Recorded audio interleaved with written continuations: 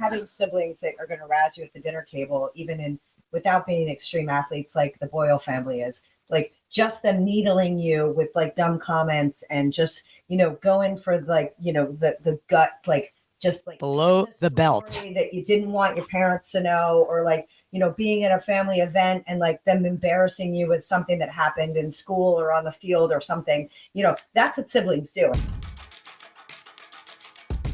Hello, everyone, and welcome back to Girls Gone Gritty. Thanks for listening. We've had so many fun topics, and today we're going to talk about birth order. Now, I am one of 5 kids, falling right in the middle, but I pretty much grew up as a guy in a girl's body. My dad and mom would have me do sports, and my mom would say, hey, you got to put on makeup and cute outfits to look like a girl. And being number 3, yes, I am a middle child. I am a middle child in all facets. I get beat up by my older brother. I would beat up my younger brother. So growing up as a family of 5 with brothers, you learn to play the hard way, or you're sitting on the sidelines with makeup and pom-poms is something that I didn't do. Now, girls, you have an interesting mix as well of your birth order. Tell me about it, ladies. Well, I am one of 3, and I fall as the oldest of the 3. I have a younger sister and a younger brother.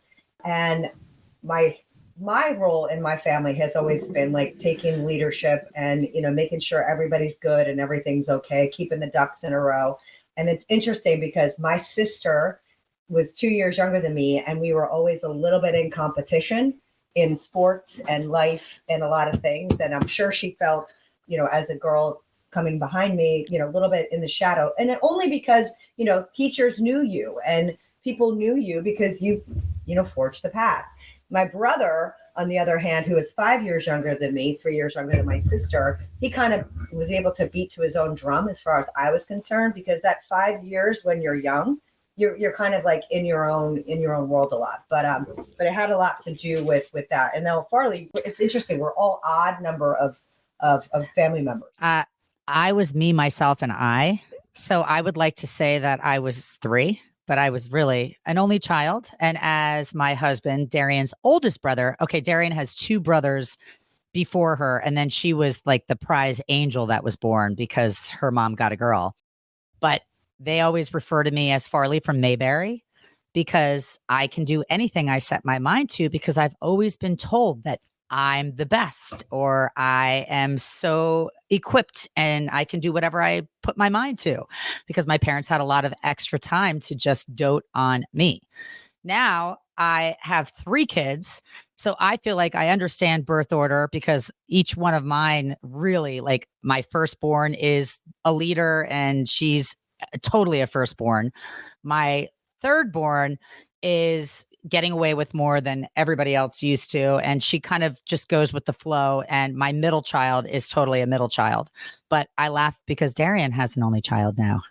I know, which is the funniest thing, because I grew up and I said, oh my God, I will always have 100 kids. I would have 100 kids. Well, the reason is because growing up with 2 older brothers, you can't have a date. My brothers would beat up anyone that ever tried to talk to me or talk to my sister, Michaela. She was my younger sister, Michaela. She's 8 years younger than me and has always been way more mature than me. I mean, she is my older sister. The questions, the advice I used to ask her, she's like, are you serious? Like, you're 23. I'm like, well, how do I do this? She's like, oh my God, you are such a loser. But yes. And the reason I only have an only child is because I started having kids when I was 44. Because literally, because she didn't want to put her tambourine down. Never want to put my tambourine down. But the best is because I loved my brothers. Anything they did, when you grow up in a big family, you always have someone to play with. You always have someone to go out with, do a sport with. And literally, my brothers were my best friends. I idolized them. I remember one day I got this really amazing pair of purple Doc Martens. Now, I wanted to be just like my brother, Pat, who Farley's married to. And I'd follow them around, and I was always there and always with their friends. So I got this pair of purple Doc Martens. I thought I was so cool. I wore them. He looked at them. He was like, oh my God, what are those? Well, needless to say, the next day, there was only one Doc Martin that I looked for a freaking year. I looked for the purple Doc Martin. One day I just looked at my mom. I started crying. I'm like, where is my Doc Martin? And Pat goes, I threw it away last year, sucker. Hello. You got to have skin like a rhino growing up as a middle child in our family. Oh my God. Well, an only child, let me just tell you, is annoying because the chore list is all on you. Okay. So I would get up on the weekend and be so psyched to go to the beach and go do whatever I was going to do. But my parents worked. They owned a landscaping nursery produce, big giant animal that was open 7 days a week. And it would be, okay, you've got to do the laundry, you've got to mow. Back then, it was like a riding mower and it was too thick of grass to catch it in the bags behind. So I had to rake it afterwards and put it in bags. And I was just, there was no siblings to help me. And if anything ever went missing in the house, it was on me. And I mean, it's not all it's cracked up to be. And they just are hyper focused on you. So there's no room for error and you can't really get away with much. So, I don't know. It's like it's a double-edged sword. It's an amazing situation, but it's also, you are on the hook for pretty much everything 24/7. Well, yeah, because I know I have 4 boys and in my household, it's always the point the finger the other direction. It wasn't me. And there's no way to know who did what because it really could have been any of them. So that is a complete challenge. And I always think about the fact that I equate everything to sports like you guys do. And I think about like parenting multiple children. Everybody's like, oh my God, how do you handle 4 boys? I'm like, it's zone defense. I'm like, it's always zone. I'm like, there's 2 parents. So we got to at least take 2 each. Or maybe somebody's got 3 and somebody's got 1, depending upon the ages, because my kids are 10 years apart. I'm like, and then if I back that out, so the difference between 3 and 4 was like no big deal. People that have 2, I'm like, it's so easy. I watch my sister and my brother who have like the, perfect quintessential boy and a girl. And like the mom takes the daughter, the dad takes the son largely. And sometimes they change it up because they're good like that. But that's super easy. So I look at people that have 1 child D and I'm like, you're 2-on-1 defense. Like, that's like, you're like, I got this beyond. It's insane. We're one-on-one. We definitely have Dee Dee. She has Jeff, my husband, wrapped around her finger and gets a lot of what she wants. But the good thing is she has lots of cousins. So Cross, her best friend, my sister's son, she idolizes and they go play sports together. So it's like she's growing up with other brothers and sisters. But growing up as a middle child, being the only girl, is when my brothers were younger, I had to cook, I had to clean, I had to make 7 sandwiches a day. I was always my mother's helper. But the good thing and the positive side of it is, once again, I always had someone to play with and I learned to play the hard way. I mean, literally, we had a squash court in our house and my brothers would say, after school, I'm like, all right, let's go. And they're like, okay, you can go, just jump in the goal. What would they do? Shoot slap shots at my head with their hockey sticks. And if you didn't have your eyes open, you'd get hit in the head with a puck and then you'd learn, oh, okay, I really got to block it. I mean, that's how we learned. Oh yeah, let's go play football. And then they drive a football at your head. So that's how you become a good athlete. I remember skiing at Camp Gaw. I was 10 years old and 5 of us go skiing. Michaela was, I think, 2 at the time. And my brothers were like, all right, come on. My mom would just let us all go. And they taught me how to do a helicopter. They're like, just hit that and go as fast as you can and spin. Okay. Because I still listen to everything my brothers say. And they were my idols. I mean, I ate it so hard. They're like, again, until the end of the day, I was floating helicopters. But I had to go to the bathroom.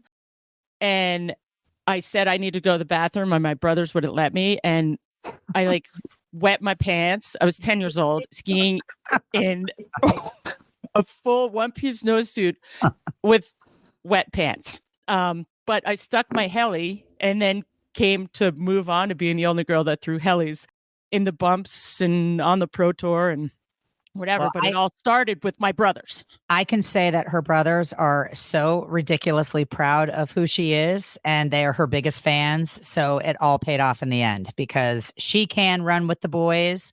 She is one of the boys.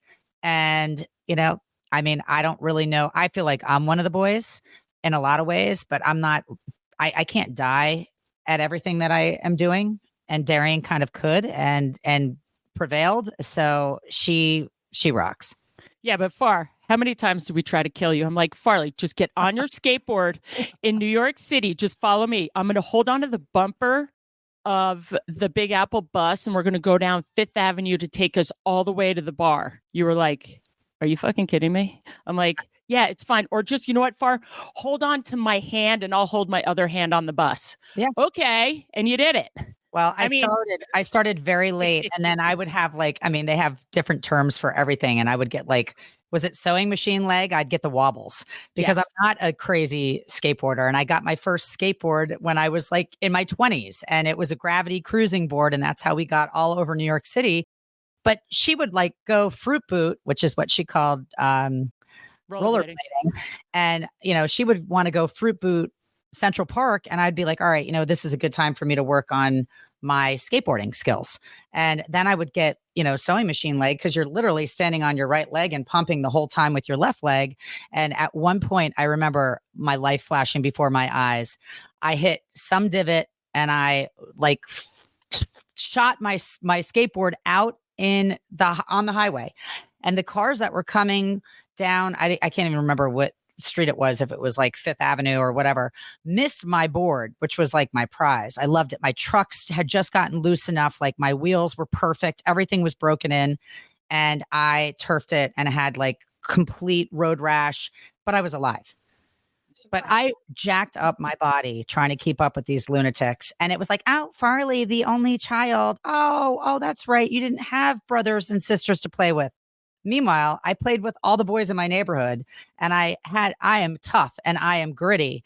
I just wasn't as skilled as these lunatics. Wow. Having siblings that are going to razz you at the dinner table, even without being extreme athletes like the Boyle family is, just them needling you with dumb comments and just, going for the gut, just below the belt that you didn't want your parents to know, or being at a family event and them embarrassing you with something that happened in school or on the field or something, that's what siblings do. And siblings, can bring you down as they elevate you. But it definitely is interesting when you watch them grow up. Like I was saying about my brother, we were, not tight growing up because I'm 5 years older than he was. And I was in a point in life in high school and he's still in middle school. And, we're always close. But now that 5 years has gotten so small and he's one of my best friends. And we look back on things that we did to one another and we just laugh because it's made us who we are today. And I think that, talking about birth order and the grittiness and allowing the kids to do what we did and allow them to needle each other, not have everything be so perfect, and acknowledging the fact that, the middle child bears a lot of weight. You guys have thick skins compared to only children, but I did learn how to become a ball breaker being in the Boyle family. And let me tell you something, I can go below the belt now with the best of them. And that's the thing that was interesting. Oh, Farley, she's so sensitive. Even my husband, he would look at me and I'm like, you are desensitized to psychoticness. I mean, they would get so mad at each other that Pat would look at Shane or Brucey and say, yo, bro, go kill yourself. And I'm like, ah! And then 2 seconds later, they're high-fiving and going to the Parker house for a beer. I'm like, who says that? That's how we grew up. We didn't go, and if you got in a fight, argument, you don't go talk about it. You're fuck you, or Matt you. And then, hey, let's go drinking. Or, I once got in a fight with my brother Bruce. We were in Vermont and it was over a CD. Where's my favorite CD? It's my favorite one. I want it. I don't have it. Yes, you do. Well, I took one of his Sorels and I launched it behind our house.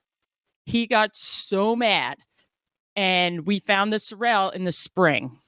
I have been in a wrestling match with my brother Bruce. What's with you guys in the shoes? Like over, I think we were Out of symbol. whatever it was. We were in an argument, and then we were in a like bear hugs, like wrestling on the floor of our brick floor at the beach. And my mom was you that came in and squirted us with the hose outdoor, like wild dogs. Oh my God. But it makes you gritty, I mean, their stories are endless. You got to have some grit. Well, and listen, it makes you who you are. And the fighting actually, I'll say, like, my boys don't fight, because I think also not only does birth order have something to do with it, but like how closely your kids line up. I do think the closer they line up, the more competition there is. For sure. Attention from parents, from, roles in school, things like that. So my kids are like 3 years apart. So there's not a ton of like that, like fighting. But my husband and his brother, like they tell stories. Now my mother-in-law denies all of this, but where they like literally, like my husband literally like knocked his brother out, and they're like best friends now because he was like grabbing him and throwing. Sounds familiar, doesn't it, Dave? And throwing him down, and I don't think it's a bad thing that that doesn't happen anymore, but I also don't think it's a good thing that you can't get physical, because I'll tell you, boys are physical. They need sometimes to just like let that all go in order to like feel better and figure out what the hierarchy is, because that's really what we're doing here, right? We're trying to figure out where we line up. Well, I have 3 girls that are 2 years apart. And let me tell you, it is so funny because Mackenzie, my oldest, and Chase, 2 years younger than her, they're competitive because they do everything the same. Mac is a little bit more of a girly girl. Like she likes her products. She likes, her gear, whatever. Chase is just, Chase. She just doesn't really, she's not dramatic. She's not going to get all like wrapped up in any kind of BS. She's just literal. And then you've got Abby, who's like my space cadet. Like she's just the funniest kid on the planet. She's so chill and they get a kick out of her. So Mac and Abby are like thick as thieves because Abby looks up to Mac, her biggest sister, and they're not in a competitive place with each other. So they have a really special relationship. COVID allowed Abby and Chase to be at the same high school together, but at home. So they were going to school together, which never happened. Mackenzie went to a Catholic school, but Abby and Chase got to actually go to high school together, play on the same sports teams together, even though there is a 3-year difference in school because I held Abby back a year. So there's 3 years between them. And the bond that they have is so different because they're in each other's like social circle a little bit and, had a lot of just interaction.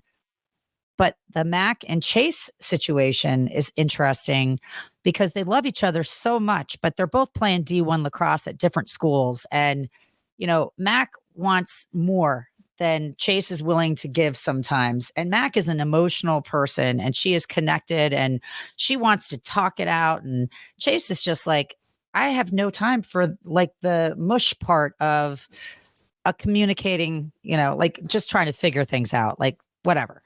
But that's birth order, And then in addition to birth order, which we won't cover today, but we've touched on lately, is also like what their signs are and like where they fall, like as well, those two are Geminis. Gemini.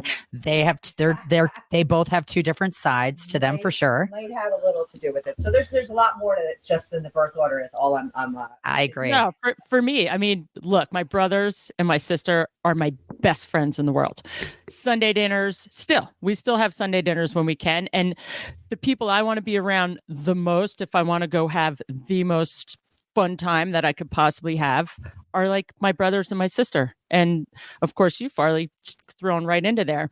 And that's what I love. You grew up in Jen, duh. But like I have sisters and brothers now. Yay! But like my family is my life and I love it. And your cousins.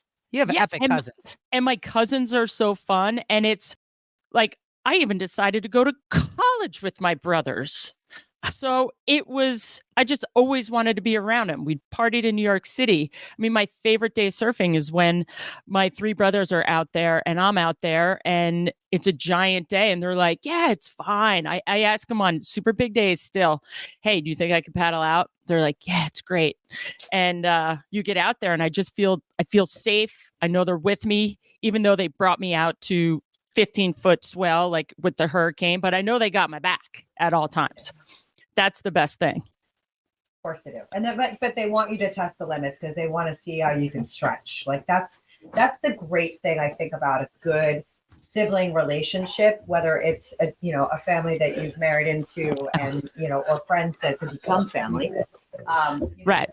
What you really want is your siblings and your birth order is meant to give you some characteristics that you can identify with, but then also test to see what is possible for you, right? Yeah. I love the challenges of family when it comes to knowing the dynamics. And one of the stories that Farley knows, and it kind of is like totally who I am, is that I decided through music, which we'll get to that episode too. I was listening to the radio with my son Shane in the car at one point. Cat in the Cradle came on, and all of a sudden I was like, I need to get mom and dad a cat.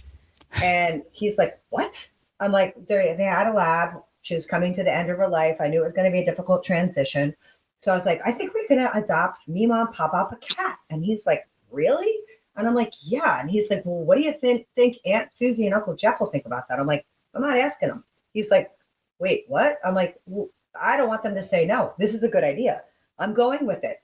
So I called my extended family, my friends, Farley and some other people. And I said, I think I'm going to get my parents a cat. And they're like, that's a great idea. So lo and behold, I ended up going to the ASPCA. I adopt this cat with Shane. After I adopt the cat, now I'm like, you know what? I better tell my siblings because, the other part about being firstborn and knowing your birth order is sometimes you have to recognize that I don't want them to be mad at me. I don't want them to think I'm like stealing the thunder of Christmas by giving them this cat, So I called my brother and my sister, and it was so interesting because I got opposite reactions than what I thought my brother or my sister would give. I thought my sister was, because my sister, now little asterisk, she was dealing with a cat who was not doing well and ended up eventually dying, but she loves cats.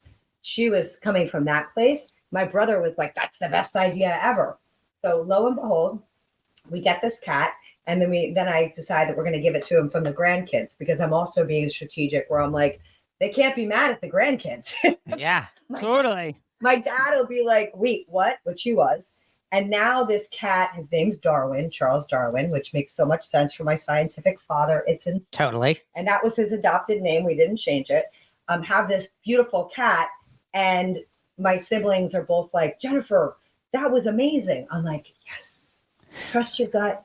It all works out. The oldest has to make some decisions sometimes. So my parents have a cat. Oh, well, let me tell you about our cat story. One of the many. No. So it involves my husband again. Yeah. So I love animals. My mom, we were lucky. We got every animal under the sun. You name it, we had it. It died, went through it at the other, whatever. So I have this cat, Bonkers, and Bonkers was, as you would think, Bonkers. And I had a cat called Tabitha, a Persian, beautiful like cat. And I'd say it would need biscuits. It'd come over and it'd purr and like rub on your legs. And I loved Tabitha. Every time I saw it, I held it tight. And my brothers didn't like Tabitha. So one day I come home and I heard my brother was having their senior in high school. They were having a party after graduation. We lived in Montclair. We're going to the beach, and I was so excited. I had gone for a bike ride on my Trek and rode as fast as I could, pull in the driveway, hit a patch of sand, and I'm in toe clips, fall down, cut my face, cut my elbow. I'm like, oh, I'm just so hurt. I go inside. I'm like, where's Tabitha? Where's Tabitha? Mom, where's Tabitha? And then here's Pat, and he has this grin on his face, and he took off. Where's Tabitha? Come to find out that my little kitty cat Tabitha He was over it because it went to the bathroom in the plant and threw it on the Seagirt police station, threw it in there on one of the patrollers, never to be seen again. My cat Tabitha went bye-bye. Thank you, Pat.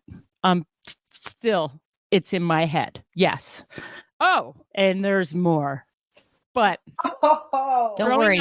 BB has come back reincarnated as Tabitha, and she is not a fan of Patrick Boyle's.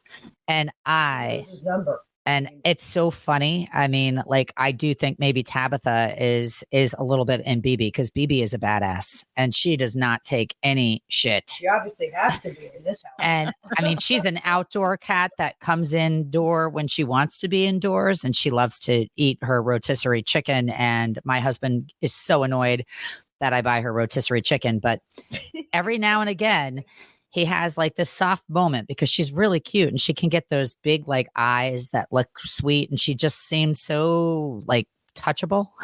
And he tries to touch her and she nails him and she draws blood. So it's fabulous because she lets him know, like, I know what you are all about, and don't pretend like you like me for a second, because I know you don't. And he actually likes her. He actually respects her because she is a bitch. She doesn't take a shit. She's This is bitchy. perfect. Boyle. It's perfect. Oh my God. It's so good. Our FEC tape. No, but you know, you gotta love it. I mean, literally, my sister, who's like the best person in the world, she loves animals, she loves dogs, she takes it all in, and family members are your best friends. They make you who you are. I mean, I can tell you that I'm the athlete I am because of my parents and my brothers, and just idolizing them and trying to follow boys my whole life. And then I have my sister that came up hot behind me on my tracks. She's an old soul. She's an old soul. She's Michaela- so cool. And She's they also- so cool. The younger siblings too, and I see it She was an only child in her own kind of way, because everybody was out the door. out the door. Mom So- always says that. My mom always says Michaela's the only child. I mean, grew she up really as an got- only child. She got steak and you got hot dogs. Oh, That's- really? Thanks, Mom. That's true. And that's why she was so, like, she's a conversationalist and comfortable with adults, because she hung out with adults and you guys weren't in the mix. So she had to hold her own. And she had to grow up, and she grew up faster. I mean, I see it, like I was going to say with Nate, is that like he's being exposed to things like Abby, you know, and like your Michaela, that I wouldn't have exposed my oldest Jack to, because I wasn't in that universe. It wasn't like I'm consciously choosing to have him not have those experiences. By design, he's not going to have those experiences because he doesn't have an older sibling. Nate has 3 older siblings. So I would be completely remiss to think that he's going to operate the same as his oldest brother. He's absolutely going to take some risks, but he's smarter about taking some of the risks because he's seen what works and what doesn't, you know? And then the other crazy part I think about like siblings and birth order is that when you have things that align, where Nate has so many friends, but again, my youngest has so many friends where he lines up with also the youngest. So he's in a whole pool of kids that have a ton of older siblings. So the emotional intelligence, right? That's what Oh, we yeah. call it. The social intelligence is like operates up here. Oof. Where, like sometimes you're like, okay, the actual intelligence needs to catch up a little bit because you guys are not like you're just not there yet. They've been exposed. They see, they know, you know, it's Yeah. like, I had no clue. I mean, I was exactly what I should have been. You know, I was very sheltered in a lot of ways. I was very, like, I don't even know how to explain it. My parents were strict, really strict. And that's why I kind of think like I am a strict parent, but I'm not. I'm strict with like morals. We've got a moral compass at our house, but I also am realistic, and I'd rather have them experience things here before they go out the door. I went out the door and became a little bit of a lunatic because I was too micromanaged. That's how she came to me. And that's where Darian and I became. The universe is concerned. We had a lot of fun, and she showed me the way in a lot of ways, which is so funny because I didn't know I had a wild hair, and I didn't really know who I was because I was Farley, the only child that had a parent. My mom was a teacher. My dad was like aeronautical engineer, and they both, kind of retired and started this mom and pop shop so that they could see me grow up and be a part of everything that I was doing. So I didn't know who Farley Boyle was. Farley had to get straight A's or really good grades, and she had to be a super performer on every level in every direction. And I went to college and I still had to be, a performer because I was on an athletic and an academic scholarship. And so I had to still like play by the rules and be the goody two shoes that I was raised to be. And then I graduate and I'm finally like on my own. And I'm like, who is Farley Snow? Well, I found out really quick because the people that I was attracted to, or that were attracted to me, are like lunatics, and they're my favorite people in the whole world. So the flavor that I have in my back pocket with my people shows me exactly who I am. And I've had the greatest of times, and, trial and error, and, really like navigating. Luckily, I was an adult. I had graduated from college and I could start making decisions. I wasn't making scary decisions when I was 12, 13, 14, 15. I was like a goody two shoes, but I was making decisions later in life that I wanted to for me. And thank God I don't have like an addictive personality at all, because I didn't ever get into a situation where I couldn't retreat, or, so I experienced a lot, and I'm very grateful for that. But yeah, sometimes only children don't really know who they are until they have time to kind of get out of the nest. I was the only girl for a little while until we had Michaela. So it was the best experience of being a boy and a girl mixed into one. And like with Dee Dee, our youngest daughter, the thing that we always push for her, who's an only child, but actually has two stepbrothers. So it's just being kind and having fun. And that's what my mom kind of pushed for me is, you're a girl. You have to be kind. You have to help out. I did a lot. And I look at my sister and she is so kind and she's so cool. And she's like an only child.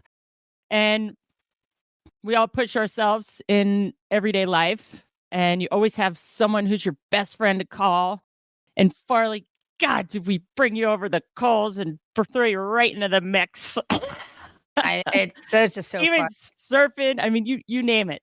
But like, you came in as my best friend, and we were so happy to like bring you in as my best friend's sister. Like, you know what you said to me? Friend. Do you remember what you said to me?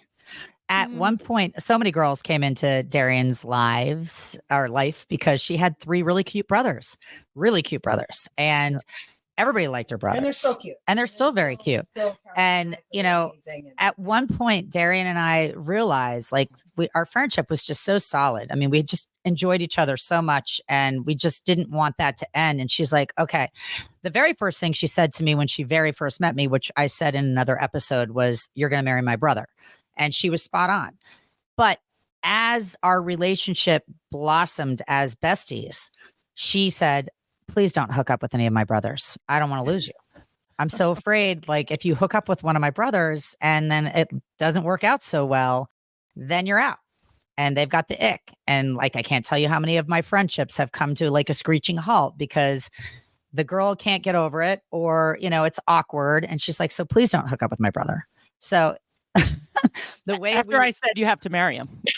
Yeah. Well, that was the gut reaction. And then after you had time to settle on it and you were like, wait a minute, but she's mine first. I claim her.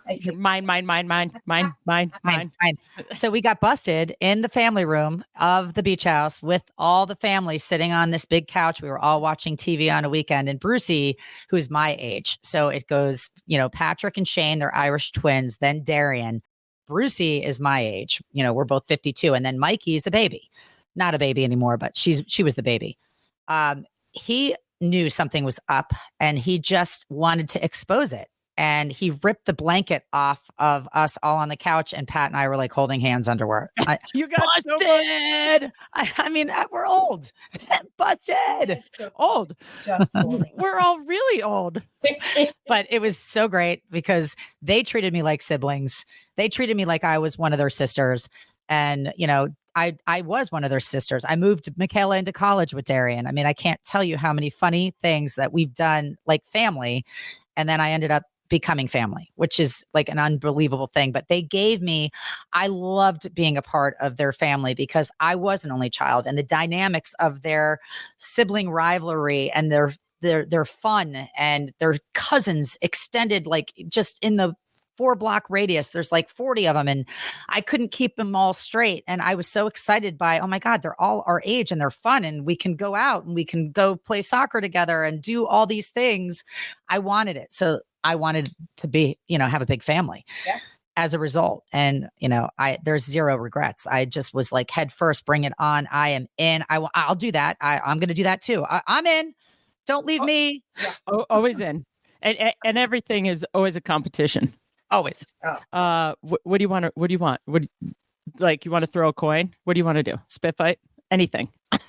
Oh God. So great. Go fast. But it's, I love it. And I wonder how many, I mean, I know a lot of Irish Catholic, large families where it's like you meet a guy and he's like one of 8 and his wife is like one of 6 and you're just like, holy crap. Like I know that happens. I find that happens a lot, but I wonder how many like only children marry into like these big, like sized families. I wonder if that's like a statistic thing, right? There's some like on my mom's side, if my grandfather was alive, there were like 160 grandkids, great grandkids, throughout like the Cross family, just on my mom's side. And there's a handful of only children, excuse me. Yeah. And I still think it's great that I had one. They used to torture Pat. Like he'd come down to Florida to be with me for a holiday. And it's just like Pat and I and my mom and dad. Now I have a lot of good friends in Sarasota that I went to school with, and they all ended up moving back, and Pat's tight with their husbands. So there is camaraderie and we've got a big posse. But in the beginning, when we were dating and he would come home with me, it would be, the whole gang up in Vermont calling us on Christmas, and they'd be like, yeah, dude, like sick powder. We're going out and do all the things that he loves to do. Or he'd be with me over the summer. Oh yeah, it's firing here. The surf is pumping. And Pat was always like, wanted to be somewhere else. And I looked at him and I said, hey, you know what? I'm sorry. I'm not as exciting as that, but there's something here. And we can make our own fun, and you can tarpon fish. So why don't you say, hey, I caught a big giant tarpon today.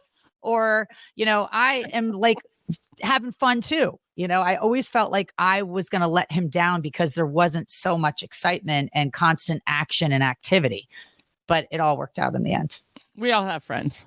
I love it. We all have friends. We all have things to do. We all have FOMO going back. Birth order is real. It is. Thank you. And then I think the other thing that's really interesting, just before we wrap, because I don't want to, not have everyone in our listening audience, like I'm meeting a lot of people that are choosing not to have kids at all. So there will be no birth order. There will be no, they've decided that they're dink and they're happy being dual income, no children, and they're going to do you, meaning themselves. And like, I think that's going to be a next iteration of very interesting, what's going to happen in our society, because a lot of people have decided that they're going to travel and they're going to take care of me. I couldn't imagine it, and I don't judge it because it's not my life, but there are people that I know some of those people. Yeah, my aunt and uncle are those people, and I'm their kid, so lucky me. Yeah, you always find like they're always the super auntie. You become the auntie, you become the super uncle, then you hand the kids back. You're like, all right, I'm going, see you later. But I love it. I have my best friends in the world, my family, my brothers, my sisters, the middle child who got it from all ends, and my sister who I still look up to this day. And thank you guys so much for listening to Girls Gone Gritty, talking about birth order, where we fit in, sharing all our we're sharing all our silly stories because they keep coming. We keep digging, we keep looking, and we'll keep sharing them with you. And we'll give a shout out to those amazing parents that we all have that brought us here to this beautiful place on earth. And we're so blessed to have the people in our life. So just that as well. I want to say thank you. Peace out. Tune in next time. Girls Gone Gritty. Until we meet again.